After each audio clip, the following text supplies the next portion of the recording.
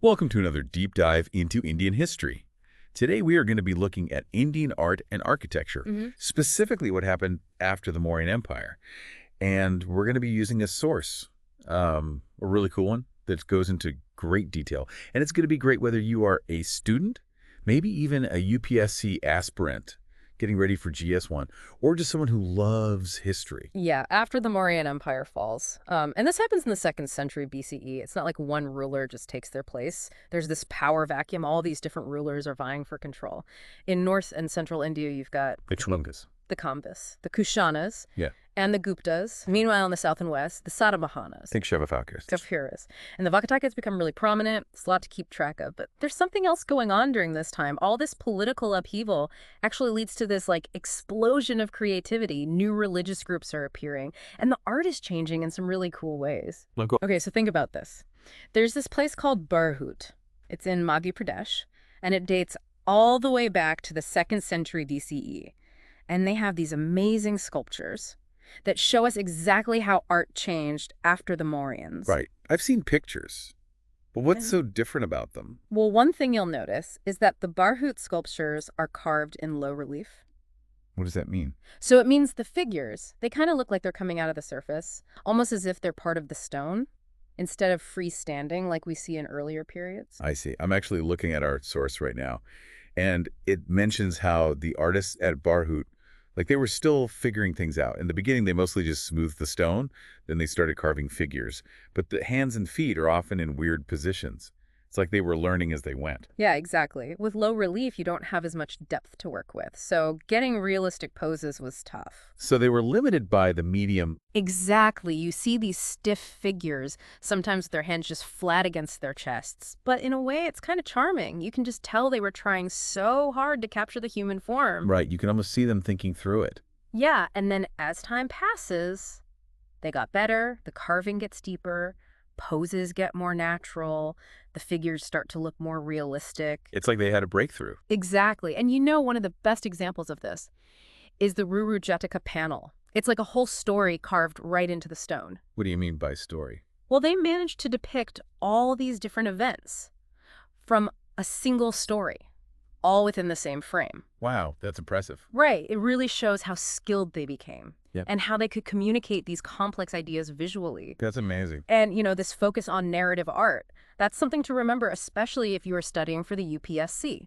It becomes even more important at our next stop, Sanchi. Oh, Sanchi, another Madhya Pradesh site, known for its Toranas, those beautifully carved gateways. Exactly. And here's where you really see the difference in carving technique. So it's not low relief anymore. Nope.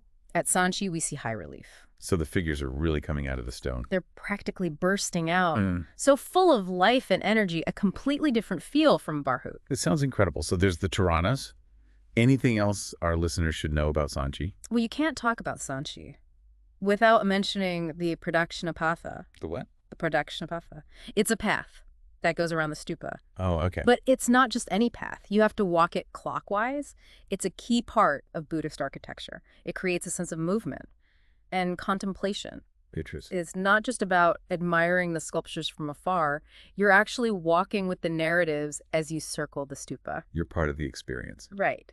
And at Sanchi, you'll see scenes like Queen Maya's dream, but also things like the siege of Kushanara and Ashoka's visit to the Ramgrama stupa. So we're getting into some historical events. Exactly. Yeah. These scenes are packed with historical details. They give us a real glimpse into what life was like back then. So it's like a history lesson and an art exhibit. All in one. And as we move into the 1st century CE, things get even more interesting. We start seeing 3 major art centers emerge: Gandhara, Mathura, and Vengi. And this is where we see a huge shift in how the Buddha himself is represented. Also. Well, up until this point, the Buddha was mostly shown symbolically, footprints, an empty throne, the Dharma wheel, things like that. Right. But in Mathura and Gandhara, we start to see the Buddha in human form. Wow. That's a big change. Yeah, it is. And this is where all these cultural influences and regional differences become really obvious. Like what? Well, in Mathura, for example, the Buddha image seems to be inspired by those earlier Daksha sculptures. Very powerful, imposing, rooted in Indian tradition. I see. So what about Gandhara?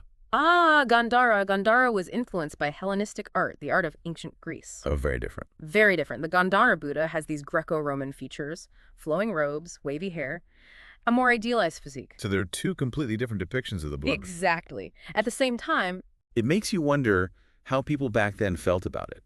Did they prefer one style over the other? Did they see the Gandhara Buddha as foreign? Or did they connect with it? it's a good question. We can't know for sure, but it's fascinating to think about how these different artistic interpretations were received at the time. Yeah. It highlights how, even within the same religion, you can have such diverse artistic expressions. Because each region has its own influences. Exactly. Each Well- shaped by its own cultural context. And it wasn't just the Buddha at Mathura. Oh, no. They found all sorts of things there. Like what? They found Jain Tirthankara images, portraits of kings, even a headless Kanishka. Headless. Headless. I wonder what happened there. We may never know, but it's not all. There are also early sculptures of Hindu deities, like Vishnu and Shiva. So it wasn't just Buddhist art thriving at that time. No, it was a real mix. Art from all these different religious traditions was flourishing. A period of real creativity. Yeah, like a creative melting pot, with artists experimenting, trying new things, pushing the boundaries of what art could be. It must have been an amazing time to witness. It would have been. And the styles themselves kept evolving. What happened in Mathura over the next few centuries? Well, from the 2nd to the 6th centuries CE, Mathura sculpture went through some really interesting changes. What kind of changes? Early on, there's a lot of focus on sensuality, sculptures that emphasize the curves of the body. Interesting. And then things shift. There's this move toward a more refined and elegant style. The drapery clings to the figures, almost like a second skin. It's like watching the sculptures evolve. Yeah, it is. Like the Yeah. sculptor's getting more and more skilled. It's incredible to see how these styles developed. It is. And it's also interesting to compare Mathura to the Sarnath school, which emerges around the same time. What's different about Sarnath?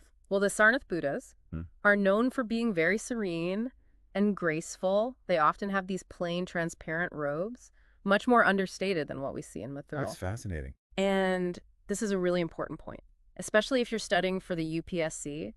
Ancient India wasn't just one big thing. It was a mix of all these different regions, each with its own artistic traditions and styles. So even within Buddhism. Right, you have Mathura and Sarnath, two centers of Buddhist art, but each expressing the faith in its own way. So it's about more than just... Summarizing facts. Exactly. It's about understanding the nuance, the regional variations, Mm. and how they all come together to make Indian art so rich and diverse. You got a really good point. And to really get a sense of all the artistic development happening, Yeah. we need to head south to the Vengi region in Andhra Pradesh. Oh, yeah. Places like Amaravati, Nagarjuna Konda, and Goli give us a whole new perspective on Buddhist art. It sounds like it. It's vibrant, dynamic, and full of stories. I can't wait to hear more about it.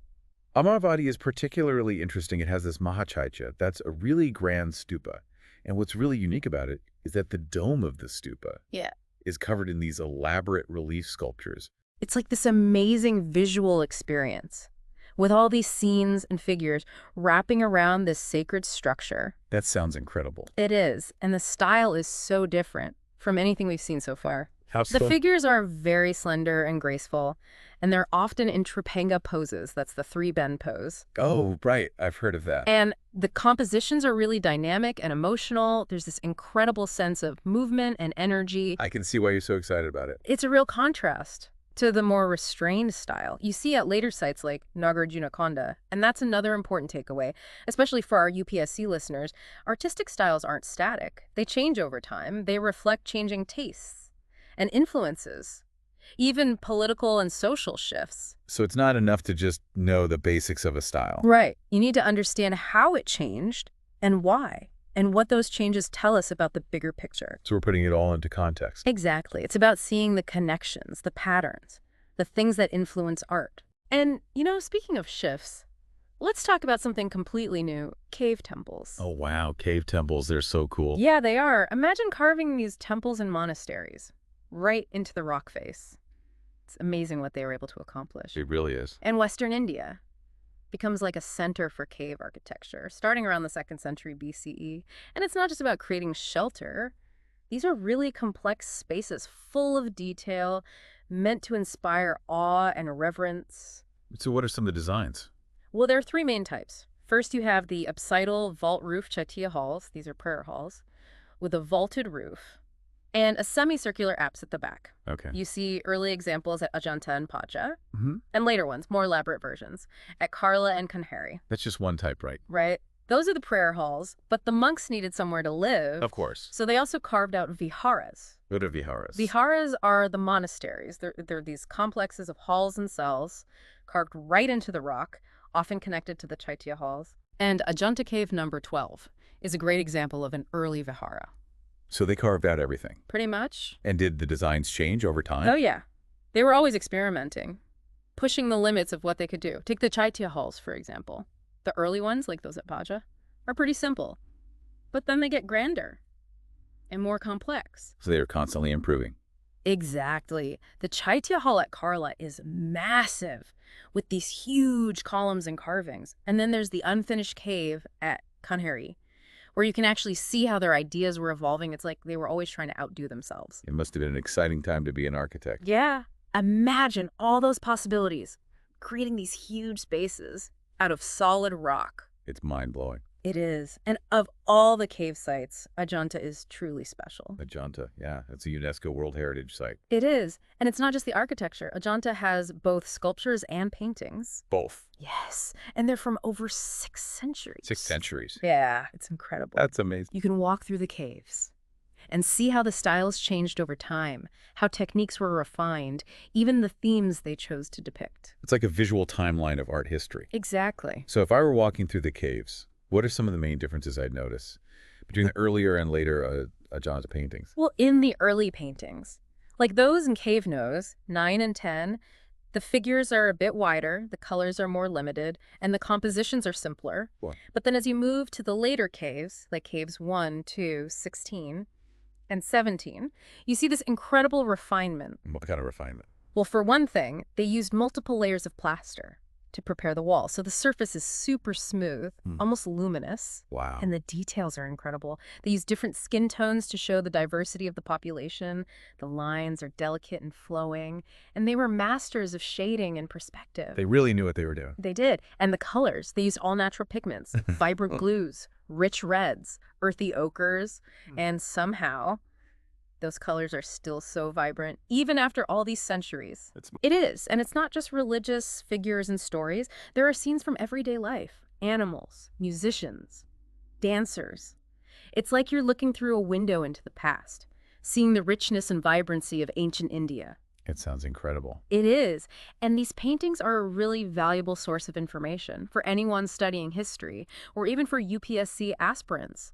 They tell us about social customs, clothing styles, jewelry. They're like historical documents frozen in time. Oh, we're learning more than just art history. We are. We're getting glimpses into how people lived their lives. That's so cool. And the themes they depicted also changed over time in the early paintings. You see a lot of scenes from the Buddha's life. But later on, there are more Jataka tales. How are those? Jataka tales are stories of the Buddha's previous lives, and Avadanas, which are moral tales that illustrate Buddhist teachings. Oh, interesting. So as Buddhism evolves, the art reflects those changes. It's like the art is a mirror of the philosophy. No, it says. Ajanta is definitely on my bucket list. It should be. It's an incredible place. But we're not done yet. Our source also talks about Ellora. Ah, Ellora. Ellora is on a whole other level. Oh, so. Well, it's not just Buddhist caves. There are Hindu and Jain caves, too. Wow. It's this amazing complex that shows the art and architecture of 3 different religions, all existing and thriving in the same place. That's really cool. It is. And it's not just that they're side by side. The Kailash temple at Ellora is like they carved an entire mountain into a temple. I've seen pictures. It's unbelievable. It's mind-boggling. It's a freestanding monolithic temple, which means it's carved out of a single rock face. The scale, the detail, the sheer audacity of it, it's breathtaking. It really is. And the sculptures at Ellora are amazing too. They're huge, dynamic, they have this powerful energy and movement. It's impossible to ignore them. It really shows the diversity of artistic traditions during that time. It does. And as we explore further, we see that this rock-cut cave tradition wasn't just limited to these sites. Oh, really? Yeah, it spread throughout India. Wow. With regional variations and stylistic differences popping up over time. So where else do we see this? Well, we see it in Badami and Aiholi in Karnataka, Vijayawada in Andhra Pradesh, and Mahabalipuram in Tamil Nadu, where the Pallava kings really took this tradition to a new level. So it's more than just a few isolated examples. It's this whole tradition that starts in Western India and spreads across the subcontinent, leaving behind all these amazing cave temples. It's incredible to think about. It is. It shows how enduring this tradition was and how it really captured people's imagination. It makes you think about legacies, this whole period, from the fall of the Mauryans to the rise of all these new empires and artistic centers. Yeah. It really laid the foundation for all the amazing art. That came later in India. It did. This was a crucial period. It's not just about these specific sites or monuments. It's about how they fit into the bigger story of Indian art history. So we're taking a long view. Exactly. It's not about memorizing names and dates. It's about seeing the patterns, the influences, the innovations, all the things that shaped art in India. That's a great way to think about it. It's about seeing the big picture. I like that. This period was a time of incredible creativity and experimentation. It was the base upon which later Indian art would be built. But we're not done yet. Our source mentions something else, something that takes us away from the grand temples and into the world of everyday life. Ah, yes. The terracotta figurines. Those little sculptures. Exactly. What about them? Well, they might not have the grandeur of a cave temple, but they give us something equally valuable, a look into the lives of ordinary people. It's like holding history in your hand. It is. These figurines show everything, from deities and mythical creatures to scenes of everyday life, farming, cooking, dancing, even people playing music. Wow. It's like a photo album of ancient India. I love that. And what's really interesting is that some of the figurines are finely crafted and sophisticated, while others are more simple and rustic. So what does that tell us? It suggests that terracotta art wasn't just for a certain social class. People from all walks of life could express themselves through it. So it was like folk art. Exactly. Existing alongside all the more formal and monumental art we've been talking about. So it's a reminder that art wasn't just for the elite. Right. It was part of everyday life. For everyone. Reflecting their hopes and fears and stories. I like that. And these figurines weren't just decorations. Many of them were religious, too. How so? They might have been offerings, or used in household shrines, or even as tools to teach religious stories. So much meaning packed into these little objects. Yeah, it's amazing. It reminds us that history isn't just about kings and queens. It's about the lives of everyday people, what they believed in, how they lived, the art they created. It's about the human experience. Exactly. And as we keep going, it's important to remember that India wasn't a single entity. Right. It was made up of all these different regions. With their own traditions and artistic styles. We've seen that throughout this deep dive. The differences between Gandhara and Mathura, the regional variations in cave architecture, the unique style of Amaravati. It's all connected. And to really understand Indian art, we need to appreciate this diversity. To see the bigger picture. Exactly. There wasn't just one Indian style. It was a tapestry of influences, innovations, regional expressions. So for anyone studying for the UPSC exams, it's not enough to just memorize one particular style. Right. You need to understand why and how they developed, what the differences tell us, and how they all contribute to the richness of Indian art. Absolutely. It's about seeing the big picture, the way all these regional styles and changing techniques and influences from different cultures and religions come together to create the amazing diversity of Indian art. That's a great way to put it. It's a complex and fascinating story. It really is. And we've only just scratched the surface. That's true. But hopefully this deep dive has given our listeners a better understanding of this incredibly rich and diverse period of Indian art history. I hope so too. There's always more to learn and explore, whether you're a student, a history enthusiast, or a UPSC aspirant. There's always something new to discover. And speaking of new discoveries, there's one more thing our source mentions, something that takes us in a completely different direction. Oh. What is it? What is it? Well, it's something that's not a grand temple or a beautiful sculpture, but it's just as important. Okay, I'm intrigued. Are you ready to uncover this hidden gem of Indian art history? I think so. Let's go. So what is this hidden gem? Well, it's not hidden. It's actually all over India. Okay. It's the tradition of rock-cut caves. Cave temples. Wow. Cave temples. Me too. They're just so incredible, the way they carved these massive spaces right out of solid rock. It's mind-boggling. I know. And what's really cool is that they didn't just stop with the caves themselves, they also decorated them with sculptures. and paintings. Ajanta is a perfect example. Exactly. But Ajanta isn't the only one. There are so many other amazing cave sites out there. Like what? Well, have you ever heard of Ellora? Ellora, yeah. It's famous for the Kailash Temple. Exactly. The Kailash Temple is incredible. It's a freestanding monolithic temple. Meaning? It's carved out of a single rock face. A single rock. I know. It's insane. That's hard to even imagine. I know.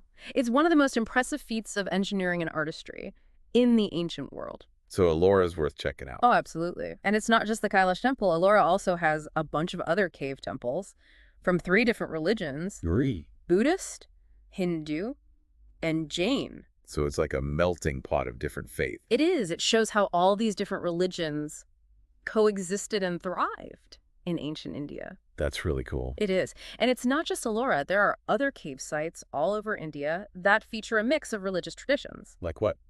Well, there are the Elephanta Caves near Mumbai, which are known for their impressive Shaivite sculptures. So they're dedicated to Shiva. Right. And then there are the Bag Caves in Madhya Pradesh, which have these amazing Buddhist murals that are incredibly well preserved right now. And the technique they used with mud plaster and lime priming and tempera, it's really fascinating. Yeah, sounds like it. And you know, this rock-cut cave tradition, it continued in other parts of India too. Really? Yeah.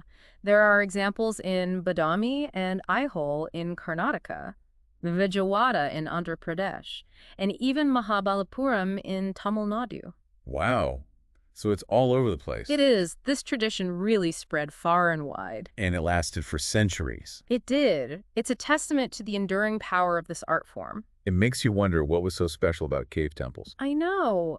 What was it about them that captured people's imaginations for so long? Maybe it was the sense of awe, of being inside these massive spaces, carved out of the earth. Maybe. Or maybe it was the feeling of connection to the natural world. Right. They were literally carved out of the landscape. Exactly. They were a part of it. Whatever the reason. Cave temples are a truly remarkable form of art and architecture. They are. And they're a fascinating window into the beliefs and values of the people who created them. So we've explored the grand temples, the intricate sculptures, and even the everyday art of the terracotta figurines. Is there anything else we should know about Indian art during this period after the Mauryans? Well, there's one more thing I wanted to mention, something a little different. Okay. Have you ever heard of the Eastern Indian cave tradition? Eastern India? No, I don't think so. Well, it's a bit less well known than the Western Indian cave tradition, but it's just as interesting. So what's different about it? Well, for one thing, the Eastern Indian caves are often much smaller and simpler than the ones in the West. Okay. And they tend to focus more on sculpture than painting. So there are fewer murals. Exactly. But Well, one of the most unique features yeah. of the Eastern Indian caves is that they often combine structural and rock-cut architecture. Reading what? So you'll have parts of the temple that are built out of brick or stone, and other parts that are carved directly into the rock. That's interesting. Yeah, it's a really cool blend of different building techniques. So where can we see examples of this? One of the best places is the Guntapalli Caves in Andhra Pradesh. They're a really early example of this Eastern Indian cave tradition. And they have both structural and rock-cut elements? Exactly. So it's like a hybrid style. You could say that. Cool. And another really interesting site is the Udayagiri Kandagiri Caves in Odisha. What's special about those? Well, they were originally associated with Jainism. Oh, wow. And they feature these really unique single-cell excavations, some of which are even carved into the shape of animals. Animals? Yeah, like elephants and tigers. That's amazing. It is. It shows the incredible creativity and skill of the artists who carved these caves. It sounds like the Eastern Indian cave tradition is a whole world unto itself. It is. It's a hidden gem of Indian art history. And it's just waiting to be explored. Exactly. Well, I think we've covered a lot of ground today. We have. We've journeyed from the fall of the Mauryans to the rise of all these new empires and the incredible art they produced. It's been quite a ride. It has. We've seen how art changed and evolved, how it reflected the changing times, and how it expressed the beliefs and values of the people who created it. And we've seen how diverse Indian art really is. Absolutely. From the grand temples of the South, to the intricate sculptures of the North, to the hidden gems of the East, Indian art is a treasure trove, just waiting to be discovered. I couldn't agree more. And I hope our listeners feel inspired to learn more about it, to explore these amazing sites, and to appreciate the incredible beauty and diversity of Indian art and architecture. That's a great message to end on. Thank you. So until next time, keep exploring, keep learning, and keep diving deep. See you then.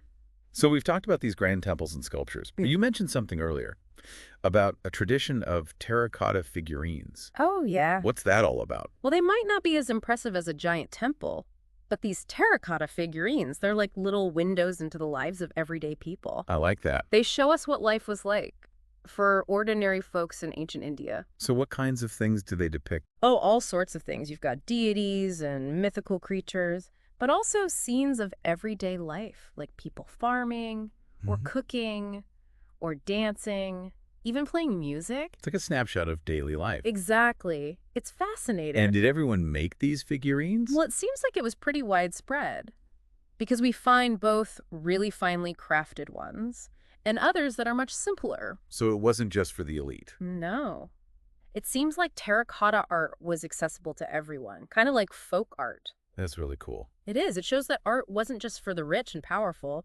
It was a way for everyone to express themselves. To tell their stories. Exactly. And were they all just for decoration? Some of them were. But many also had religious significance. Like what? Well, some might have been votive offerings or used in household shrines. Others might have been used to teach religious stories. They were multi-purpose. It seems so. It's amazing how these little objects can tell us so much about the past. I know. It's a good reminder that history isn't just about the big events. It's about the everyday lives of people, their beliefs, their hopes, their struggles. And their art. Exactly. Well, I think we've covered a lot today. We have. From grand temples to tiny figurines. And everything in between. It's been a fascinating journey through Indian art and architecture. It has. And I hope our listeners have enjoyed it. Me too. We've seen how art flourished after the fall of the Mauryan Empire, how new styles emerged, and how artists responded to the changing world around them. And we've seen that Indian art is incredibly diverse, with influences from all over. It's a reminder that India has always been a melting pot of cultures. A place where different ideas and traditions have come together. To create something truly unique. Exactly. That's all the time we have for today. Okay. I want to thank you for joining me on this deep dive. It's been a pleasure. And I want to encourage our listeners to keep exploring the world of Indian art and architecture. There's so much to discover. So until next time, keep learning, keep questioning, and keep diving deep. See you then.